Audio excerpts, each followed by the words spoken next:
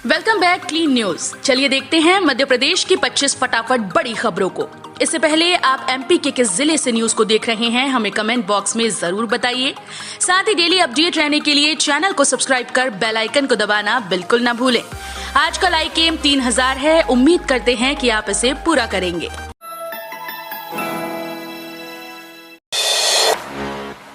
अब बांधवगढ़ में आदिवासी युवतियां बनेंगी चालक, पर्यटकों को कराएंगी सफारी। बांधवगढ़ टाइगर रिजर्व में अभी तक जिप्सियां सिर्फ पुरुष चालक ही चलाते नजर आते थे, लेकिन अब यहां युवतियां भी पर्यटकों को सफारी कराएंगी। उमरिया जिले के आदिवासी समाज की युवतियां चालक बनेंगी और बांधवगढ़ टाइगर रिजर्व में पर्यटकों की जिप्सी चलाएंगी। इन युवतियों को वाहन चलाने का प्रशिक्षण दिया जा रहा है। कई युवतियां तो इसमें दक्ष भी हो गयी। जिला प्रशासन और एमपी कान द्वारा जनजातीय कार्य विभाग के माध्यम से जिले की 30 युवतियों को 4 पहिया वाहन चलाने के लिए प्रशिक्षण दिलाया जा रहा है। पंचायत चुनाव को लेकर निर्वाचन आयोग आज सोमवार को करेगा समीक्षा। त्रिस्तरीय पंचायत चुनाव कराने की तैयारियों में राज्य निर्वाचन आयोग जुट गया है। प्रतिदिन इसकी समीक्षा की जा रही है। सोमवार को फिर आयोग आंतरिक बैठक करके तैयारियों की समीक्षा करेगा। इसमें मतदान के लिए सेक्टर और जोनल अधिकारियों की नियुक्ति के साथ विशेष कार्यपालक दंडाधिकारी की शक्तियां देने के प्रस्ताव, मतदान केंद्रों के साथ परिवर्तन के प्रस्ताव आदि पर चर्चा होगी। पंचायत चुनाव 3 चरणों में कराए जाने की तैयारी है। जिला पंचायत और जनपद पंचायत के चुनाव इलेक्ट्रॉनिक वोटिंग मशीन और सरपंच व पंच के चुनाव मतपत्रों के माध्यम से होंगे। निजी स्कूल द्वारा 15 नवंबर तक पूरा होगा ये काम, इन छात्रों को नहीं मिलेगा लाभ। मध्य प्रदेश के स्कूली छात्रों के लिए काम की खबर है। शिक्षा का अधिकार अधिनियम के अंतर्गत गैर अनुदान मान्यता प्राप्त निजी स्कूल्स में शैक्षणिक सत्र 2020-21 में खाली सीट्स पर ऑनलाइन निःशुल्क प्रवेश के दूसरे चरण की काउंसलिंग का 7 नवंबर आखिरी दिन है। जिसको स्कूल आवंटित नहीं हुई, ऐसे बच्चे आरटीई पोर्टल पर स्कूल की चॉइस अपडेट कर सकते हैं। प्रवेश लेते समय ही संबंधित अशासकीय स्कूल द्वारा मोबाइल ऐप के माध्यम से एडमिशन रिपोर्टिंग 10 नवंबर से 15 नवंबर तक की जाएगी। ड्रोन से नैनो तरल यूरिया के छिड़काव का प्रदर्शन, एमपी और हरियाणा के कृषि मंत्री ने लिया जायजा। मध्य प्रदेश के किसान कल्याण और कृषि विकास मंत्री कमल पटेल 2 दिवसीय दौरे पर जबलपुर में हैं। मंत्री कमल पटेल ने चरगवां रोड स्थित ग्राम ललपुर में फसल पर ड्रोन से नैनो तरल यूरिया के छिड़काव का प्रदर्शन देखा। प्रदर्शन का आयोजन Indian Farmers Fertiliser Cooperative Limited IFFCO द्वारा दलाल कृषि फॉर्म की कृषि भूमि पर किया गया था। इस दौरान किसान कल्याण और कृषि विकास मंत्री के साथ हरियाणा के कृषि मंत्री जेपी दलाल भी मौजूद थे। प्रधानमंत्री मोदी 15 नवंबर को मध्य प्रदेश में भोपाल में शामिल होंगे कई कार्यक्रमों में। प्रधानमंत्री नरेंद्र मोदी 15 नवंबर को मध्य प्रदेश की राजधानी भोपाल के दौरे पर होंगे। यहां पीएम शिवराज सरकार द्वारा आयोजित कई कार्यक्रमों में हिस्सा लेंगे। पीएम भोपाल के वर्ल्ड क्लास हबीबगंज स्टेशन का लोकार्पण भी करेंगे। साथ ही सबसे महत्वपूर्ण जम्बूरी मैदान में जनजातीय महासम्मेलन में शामिल होंगे। लोकार्पण के इंतजार में अटका उज्जैन फतेहाबाद ट्रैक पर ट्रेन का संचालन। उज्जैन फतेहाबाद के बीच गेज परिवर्तन के 9 माह बाद भी रेलवे अधिकारी और जनप्रतिनिधि ट्रैक का लोकार्पण नहीं करवा पाए। 11 फरवरी को commissioner railway safety R K. Sharma ने निरीक्षण किया, जिसके बाद कुछ छोटे कामों को पूरा कर ट्रेन के संचालन को हरी झंडी दे दी। मगर 9 माह गुजरने के बाद भी उज्जैन के जनप्रतिनिधि और रेलवे अधिकारी इस ट्रैक का लोकार्पण नहीं करवा पाए। न शिक्षक मिले न सुविधाएं, अगले सत्र में ही अब शुरू हो पाएंगे सीएम राइज स्कूल। राज्य सरकार के सबसे बेहतर और सर्व सुविधायुक्त सीएम राइज स्कूल्स में अंग्रेजी माध्यम से पढ़ने एवं केजी नर्सरी कक्षाओं में दाखिले का सपना देख रहे विद्यार्थियों को अभी इंतजार करना पड़ेगा। स्कूल शिक्षा विभाग ने 350 स्कूल का चयन तो कर लिया, पर बताई गई सुविधाओं के साथ पढ़ाई अगले सत्र से ही शुरू हो पाएगी। फिलहाल शिक्षकों के चयन की प्रक्रिया चल रही है। विभाग का दावा है कि सीमा शिक्षकों का चयन कर लिया जाएगा और इसके बाद चयनित स्कूल्स में पढ़ाई भी शुरू हो जाएगी। एम्स भोपाल में 1000 लीटर क्षमता का ऑक्सीजन जनरेशन प्लांट शुरू। अखिल भारतीय आयुर्विज्ञान संस्थान एम्स भोपाल में 1000 लीटर प्रति मिनट की क्षमता वाले ऑक्सीजन जनरेशन प्लांट रविवार से शुरू हो गया। चिकित्सा शिक्षा मंत्री विश्वास सारंग, एम्स के प्रेसिडेंट डॉक्टर वाई.के. गुप्ता की मौजूदगी प्लांट का शुभारंभ किया गया। इस दौरान एम्स के निदेशक डॉक्टर सरमन सिंह और अधीक्षक डॉक्टर मनीषा श्रीवास्तव भी मौजूद थी। कोल इंडिया के सहयोग से ये प्लांट लगाया गया है। इसके साथ करीब 100 मरीजों की ऑक्सीजन की जरूरत एक समय में पूरी हो सकेगी। ग्वालियर को दुनिया में मिल सकती है सिटी ऑफ म्यूजिक के रूप में पहचान। यूनेस्को की सूची में ग्वालियर का संगीत 7 दिन में शामिल हो सकता है, क्योंकि यूनेस्को ने इन 7 दिनों के अंदर विश्व भर के देशों द्वारा क्रिएटिव सिटीज नेटवर्क के संगीत श्रेणी में प्रतिस्पर्धा की थी। लेकिन भारत की ओर से ग्वालियर का नाम इस श्रेणी के लिए भेजा गया था। ग्वालियर के क्रिएटिव सिटी नेटवर्क में शामिल होने की अनेकों संभावनाएं हैं। इसके चलते माना जा रहा है कि ग्वालियर इस कैटेगरी में शामिल हो सकेगा और यहाँ के संगीत को विश्व भर में पहचान मिल सकेगी। कोरोना के कारण 2 साल से बंद था दिव्यांग विद्यार्थियों की छात्रवृत्ति का पोर्टल, फिर शुरू हुआ ऑनलाइन पंजीयन की सुविधा। कोरोना के कारण दिव्यांग विद्यार्थियों की राष्ट्रीय छात्रवृत्ति का पोर्टल करीब 2 साल से बंद रहा है। स्कूल और कॉलेज भी बंद रहे। इस कारण विद्यार्थी भी अपने घरों को चले गए और छात्रवृत्ति के लिए आवेदन नहीं कर पाए। अब पोर्टल फिर से शुरू हुआ है और छात्रवृत्ति की ऑनलाइन पंजीयन की सुविधा शुरू हो गई।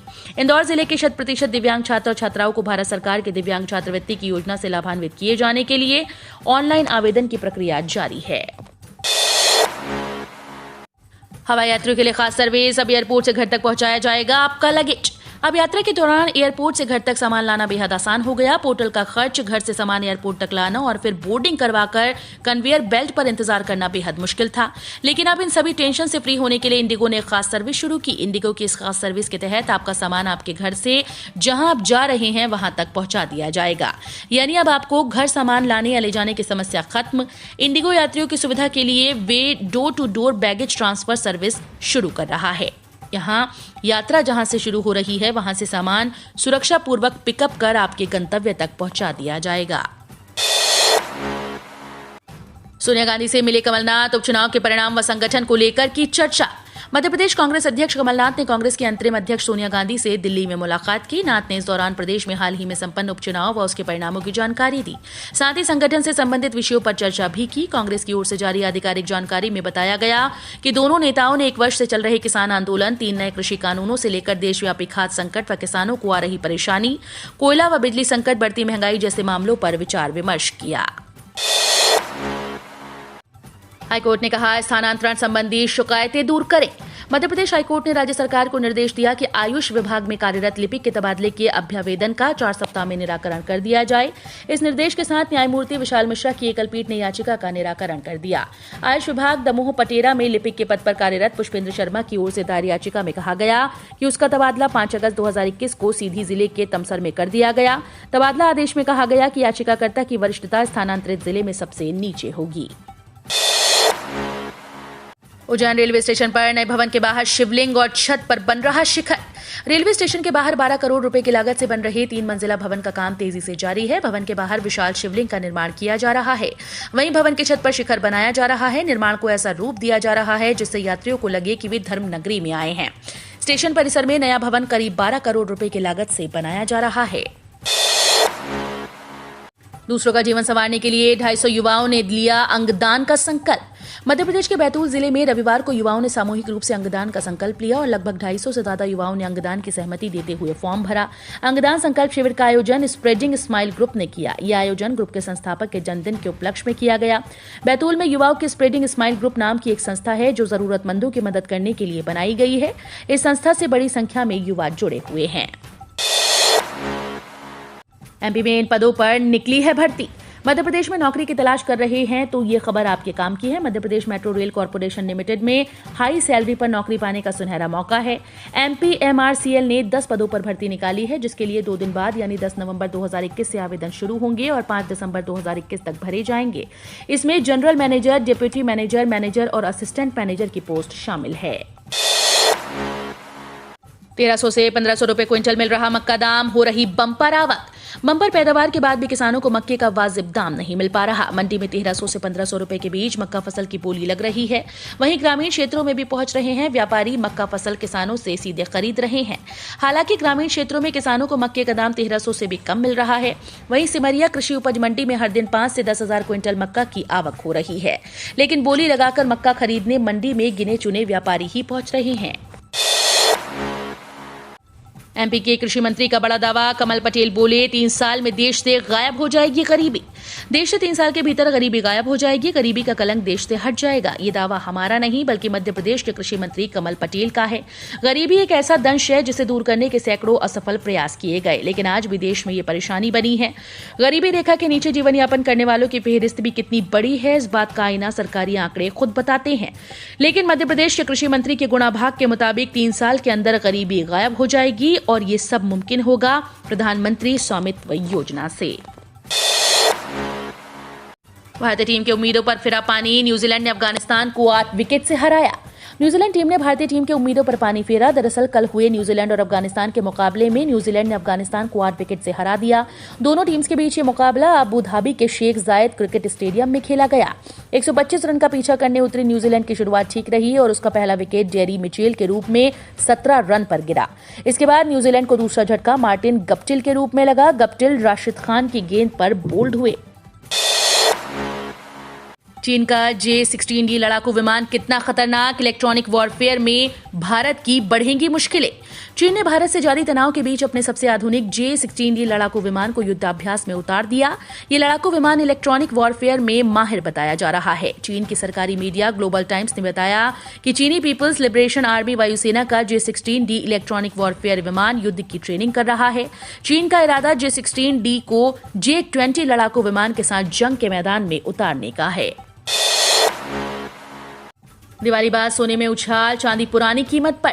सोने चांदी की कीमतों में जारी उतार चढ़ाव के बीच रविवार को गुड रिटर्न वेबसाइट ने सोने चांदी की कीमतें जारी की। वेबसाइट के मुताबिक रविवार सुबह सोने की कीमत में उछाल देखा गया। ये 10 रुपए प्रति ग्राम तेजी की कीमत पर ट्रेंड कर रहा है। वहीं चांदी की कीमत में कोई बदलाव नहीं देखा गया। चांदी पुरानी कीमत पर ही ट्रेंड हो रही है। टीम इंडिया के लिए खुशखबरी। T20 वर्ल्ड कप 2022 के लिए भारत समेत 8 टीम्स का रास्ता साफ। वेस्टइंडीज श्रीलंका का पत्ता कटा। खेले गए T20 वर्ल्ड कप के अनुसार सुपर 12 के मुकाबले में वेस्टइंडीज को ऑस्ट्रेलिया से हार मिली। इस मैच के बाद अगले साल ऑस्ट्रेलिया में होने वाले वर्ल्ड कप में सुपर 12 के लिए 8 टीम्स ने सीधे क्वालिफाई कर लिया। टीम इंडिया के लिए खुशी की बात यह है कि इस वर्ल्ड कप में खराब प्रदर्शन के बाद भी टीम ने अगले साल वर्ल्ड कप के लिए क्वालिफाई कर लिया।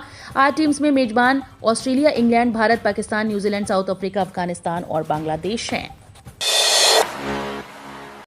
केंद्रीय कर्मचारियों को फिर मिलेगी खुशखबरी। एक और भत्ते पर मंथन। सरकारी कर्मचारियों के लिए एक बार फिर से खुशखबरी है। कर्मचारियों के दिवाली बोनस के साथ डीए और टीए में भी वृद्धि हुई। इसके साथ ही पहले का बकाया महंगाई भत्ता भी जोड़कर मिल रहा है। केंद्रीय कर्मचारियों के महंगाई भत्ता यानी डीए में बढ़ोतरी के साथ एक और भत्ते पर चर्चा चल रही है, जिसका फायदा उन्हें जनवरी से मिलेगा। दरअसल ये बढ़ोतरी हाउस रेंट अलाउंस में की जाएगी, जिससे सैलरी में बम्पर इजाफा होगा। भाजपा के निशाने पर गांधी परिवार। राहुल के जनेऊ को लेकर नरोत्तम मिश्रा ने कही बड़ी बात।